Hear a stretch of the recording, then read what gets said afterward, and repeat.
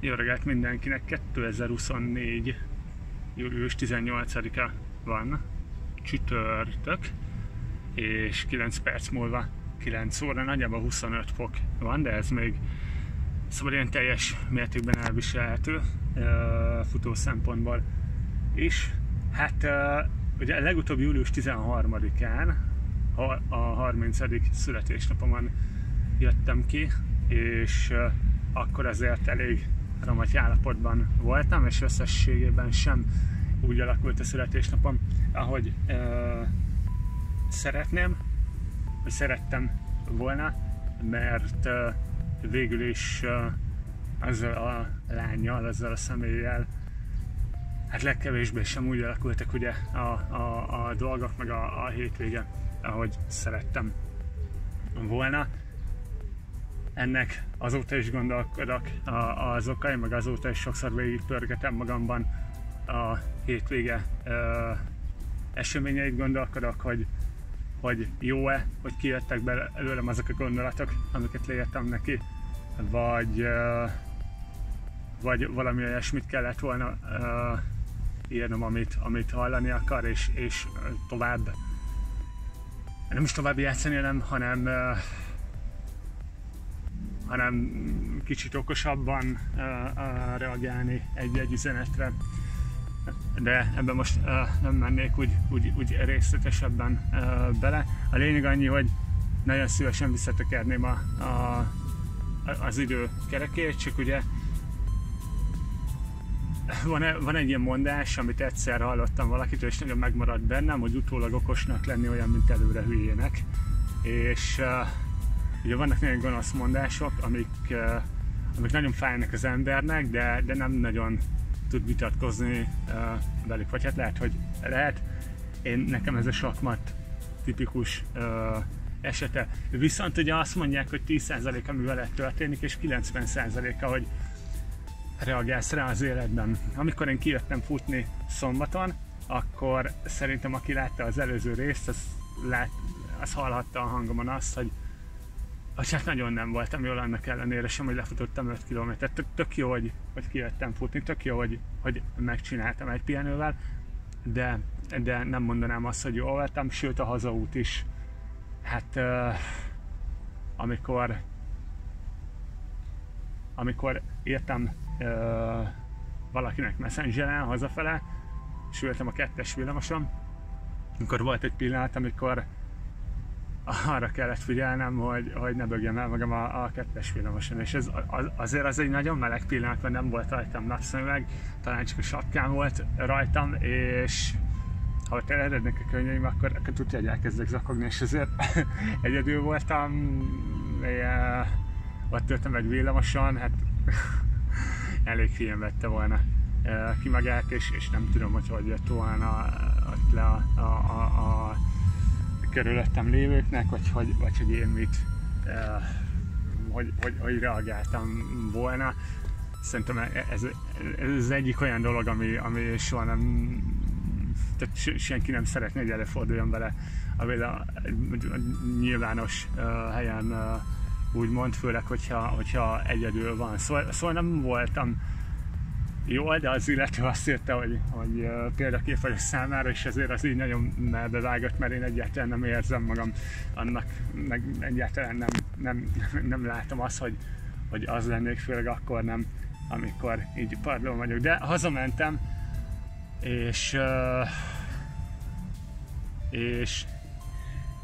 hát elkövettem még egy hibát, mert megint írtam az illetőnek, amit végképp nem kellett volna, és hát hiába bíztam abban, hogy esetleg még nem tudom, a szombat esténket virtuálisan együtt tölthetjük, nem lett ebből semmi, és utólag amúgy lehet, hogy jobb is, hogy nem lett belőle semmi. Viszont amikor én ezt már láttam,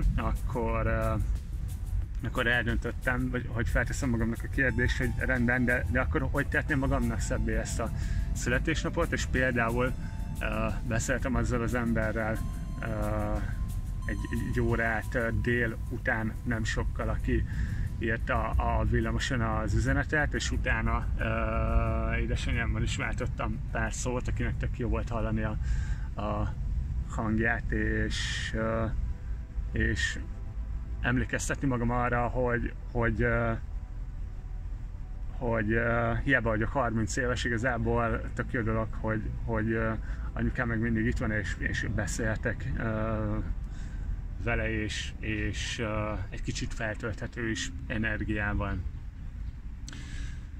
És ennek megfelelően este elmentem moziba, ahol amúgy szintén nem lett jobb, és hazafele se. Lefeküdtem, másnap délelőtt felébredtem, csináltam egy adást, ahol többen felköszöntöttek, szintén a nézők közül, és a vasárnapi szuper program az volt, hogy nagyon hosszú idő után elmentem jogázni, és ez a jóga már nagyon hiányzott, tehát hogy talán mondhatom azt, hogy jobban, mint a futás, mert most nem megyek bele jobban, de a futás is más energiákat ad, és más téren hat szellemileg jól rád, és a jóga is teljesen más tud, és ha ezeket egyszerre csinálod, na akkor van annak brutális ereje. És kicsit féltem tőle, hogy mennyire leszek béna hosszú hónapok kihagyása után, de végül is szerintem mindent meg tudtam csinálni, és volt egy pillanat, amikor az volt bennem, hogy ugye én ettől a találkozótól egy ölelést vártam ezzel a lánnyal kapcsolatban, aki egy nagyon jó barátom egyébként, és talán egy kicsit lelkitársam is, hogyha a barátságtól el lehet rugaszkodni egy kicsit. És volt egy gyakorlat, ahol egyszer csak volt ez mintha nem tudom, hogy kiroppantanák a csontodat vagy valami, egy kicsit ilyen nyakatekert póz, most nem megyek bele, de abban benne maradtunk egy ideig, sikerült jól venni a levegőt, és ott volt egy pillanat, amikor volt ez az anyád pillanat, és egy ilyen gátszakadás úgymond, amikor jött egy gondolat a fejemben semmiből, hogy lehet, hogy én ezt az ölelést nagyon akartam tőle, de magamnak is megadhatom akkor, hogyha eljövök például jogázni, elmegyek futni, vagy olyan dolgokat csinálok, amik energiát adnak, és azt tudatosítják bennem, hogy én anélkül is értékes vagyok, hogy bárkitől is a validációt várnék ezzel kapcsolatban. Magyarul megadhatom magamnak azt a törődést, azt a szeretetet, amit még a legnehezebb pillanatokban is mástól várnék. Ettől függetlenül azt a mondást is tartom, hogy ha valaki egy mocsárban van benne, akkor nem tudja a saját fejénél fogva kihúzni magát, ergo barátokra mindig szüksége van az embernek, hogy a nehezebb pillanatokból ki tudjon evickélni, de emellett ő maga is tud tenni azért, hogy jobb legyen, és lehet, hogy ez a blog hosszabb lesz, mint 10 perc, szóval elnézést. És folyamatosan azt a kérdést tettem fel, már a jogáig is, meg azt követően is, hogy jó, mit tehetek még azért, hogy ez a születésnap a tőlem tehető legjobb legyen. És ekkor volt az, hogy kijöttem a jogáról, és egy Burger Kingbe vezetett az utam, ahol várt egy születésnapi ajándéklupper, pontokból összegyűlt egy ingyen ilyen Bacon King szendvicsre, ahogy hívják, és azt mondtam, hogy ha már születésnap, akkor megkóstoljuk ezt a Fan Favorite Szalai Ádám féle burgert, és akkor 3 hatalmas szendvicssel leülünk megnézni az EB döntőt. És ez is egy ilyen jó érzéssel töltött el. Igaz, hogy az EB döntő 90 percéből nagyjából 40-et végig aludtam, és a gólokra ébredtem fel, de hogy 2 szendvicset így is megettem, a döntő rendben volt, és amikor lefeküdtem aludni, akkor már benne volt a fejemben az, hogy én el akarok menni másnap is jogázni, már hogy maradt még annyi pénzem. Ennek megfelelően másnap reggel felkeltem, és elmentem a 10-30-as gerincjogára, ami szintén fantasztikus volt igazából, mert megvolt ez a pillanata az egész órának, amikor így kiszakadt belőlem egy ilyen gondolat, hogy lehetnek ennyire jók ezek az oktatók, akik ott vannak, és hogy lehet ennyire jó ez az egész jóga. És egy olyan gondolat is megszületett bennem, hogy nekem a következő időszakban semmi más nem kell csinálnom, mint eljárnom futni, amikor van rá pénzem, akkor elmenni jogázni, mellette írnom a novellámat, amit elkezdtem, és ennek majd meg lesz a hatása, a lánnyal pedig rendeződnek a dolgok, ha rendeződniük kell. Ha nem, akkor igazából neki annyi volt a feladata az életemben, hogy az elmúlt időszakban, főleg az elmúlt egy évben mondjuk rendbe tegyen és okozzon kellemes pillanatokat is nekem, ahogy én is, amikor tudtam, segítettem neki a legjobb tudásom szerint. Ha pedig még ennél is komolyabb dolognak kell lennie, akkor ennél is komolyabb dolog lesz. A nagyfőnök majd intézi fent, amit intéznie kell. És akkor ugye 11. vagy 12. percben elérünk szépen a mai naphoz, mert kedden, igen, hétfőn este dolgoztam, kedden hazamentem, gyakorlatilag aludtam egész nap, sőt, hát lefeküdtem reggel és hajnalig aludtam, aztán pedig tegnap hajnalban nem is tudom, mit csináltam. A lényeg, hogy eltelt a tegnapi nap is többnyire pihenés, és igen, folytattam a novellán, belepakoltam mennyi? Több mint 1000 szót, tökéletesen halad előre, a nap további részében pedig pihentem, gyakoroltam, hogy milyen pihenni akkor, amikor ugye minden rendben, és nem kell idézőjelbetéve semmi miatt aggódni. Ettől függetlenül nyilván a lány hiányzott, nyilván benne volt a fejemben az, hogy most azonnal meg kéne nézni, hogy írta, stb.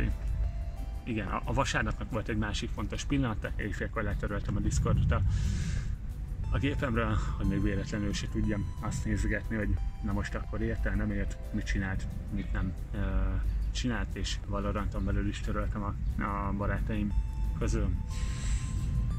És tegnap végül reggel ugye nem jöttem ki futni, hanem értem, délután sem értem ki futni, már mondom 38 fokban túl sok értelme nincsen, de 35-ben sem, viszont megfogadtam azt, hogy akkor ma reggel mindenképp lefeküdtem 8-kor, felkeltem mikor? 6-kor, és igazából a futás az rendben volt, mert kicsit talán már jobb hangulatban jöttem be futni. Ja. Bemelegítettem, és a melegítést követően elindultam, és nem tudom, igazából túl sok dolgot nem tudok erről a futásra mondani, mert annyi a pláne benne, hogy nem álltam meg.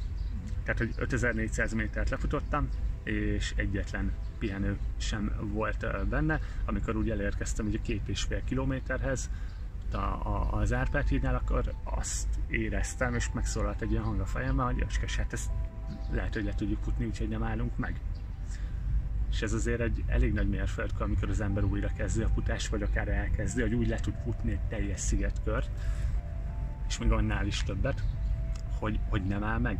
Ez egy hatalmas lökést adhat a következő részre.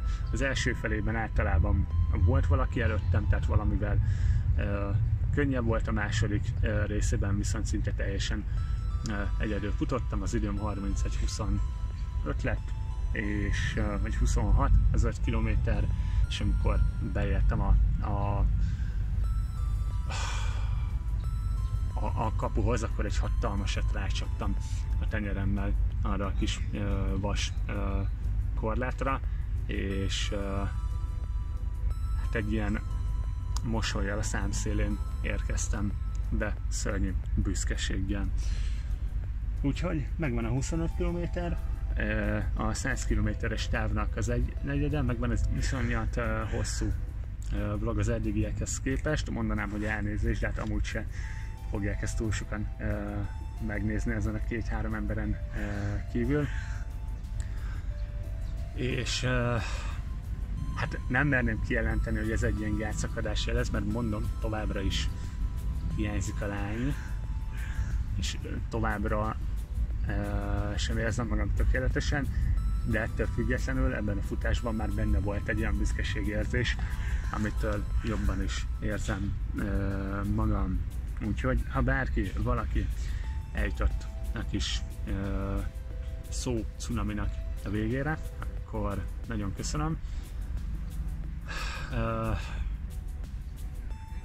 Megyünk tovább előre, én szeretnék holnap reggel hajnalban is kijönni, de nem szeretném magam presszionálni. Szeretnék eljutni a 100 kilométerhez idén, de nem akarom magam sietetni, és tegnap például, mondom, egy fontos felismerés volt az, hogy oké, akkor én most pihenek, sorozatot nézek, játszok, és ezt is egyfajta feltöltődésként használom, már amennyire az ember fel tud töltődni úgy, hogy a lakásban is ömlik róla a víz a 30x fokban. Szóval köszönöm, ennyit tudok mondani. A futás egy csodálatos dolog, és itt az egyik barátomnak azt írtam Messengeren, mielőtt elkezdtem a felvételt, hogy a futás azért egy csodálatos barát, mert ott van, amikor nagyon rosszul érzed magad, és akkor is feltölt energiával, és ott van akkor is, amikor a világ legboldogabb emberének érzed magad, és mindig ott lesz, hogy meghallgasson, és mindig úgy vár majd, hogy hé barátom, rég láttalak, vagy hát ez a 24 óra nagyon sok volt nélkül, gyere mesélj, mi történt az elmúlt 24 órában, 12 órában, mi történt az elmúlt 3 napban, beszélgessünk, én pedig adok neked egy kis erőt a nap további részére, vagy ameddig újra nem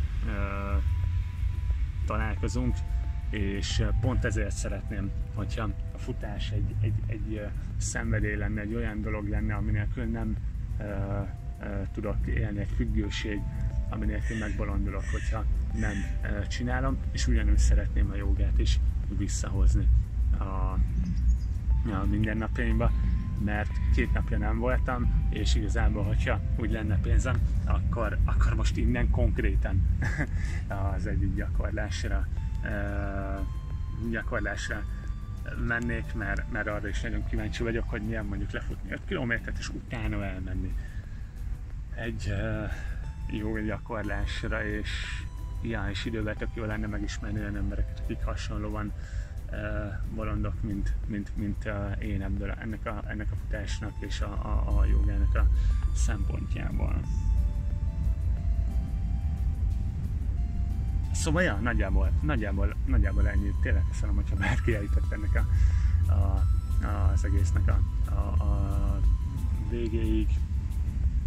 Imádom a Margit-szigetet, imádom azokat, akik kijárnak ide, amikor egyé válhatok velük, és egy hatalmas ilyen közösségé nőjük ki magunkat, ahogy megyünk körbe, ki gyorsabban, ki lassabban, ki kisebb távot, ki hosszabb távot.